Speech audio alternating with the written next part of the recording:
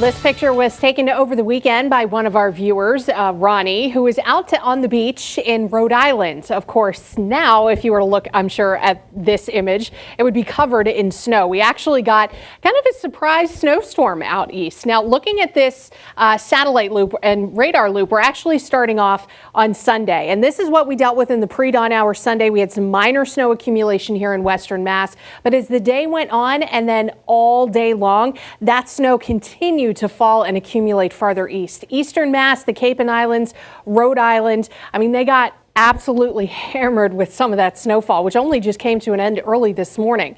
Now, about 71% of the U.S. still has snow cover out there, and that includes a good portion of New England. In the valley, we've seen a lot of it just completely disappear over the last week. Still a healthy snowpack in the Berkshires, but now there is a significant snowpack out to our south and east. 6 to 12 inches is the darker shade of blue, and some of the highest amounts I saw just from Sunday was about 10 inches of snow from that coastal low that maybe stuck around a little bit longer than anticipated.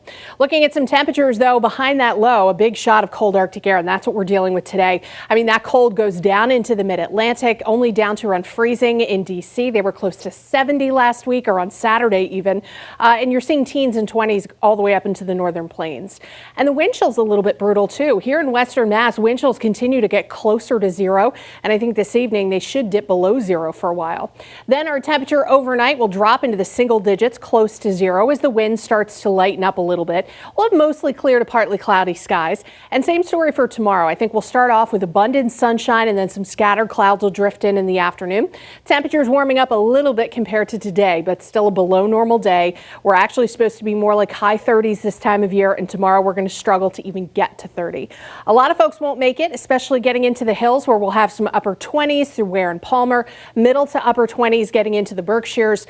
Just another cold and very dry day on tap. But there is a storm system we're tracking for the end of the week. That storm is actually impacting the Pacific Northwest right now, so it's not going to get here until the end of the week, but it is something that we are going to be watching over the next several days. For us here tomorrow, that coastal storm is finally going away, and wind will start to ease up a little bit, but overall it's kind of a breezy week as low pressure exits and high pressure builds in. I think Tuesday night will be kind of quiet. Wednesday will start off that way, and then breezes will start to increase again out of the south.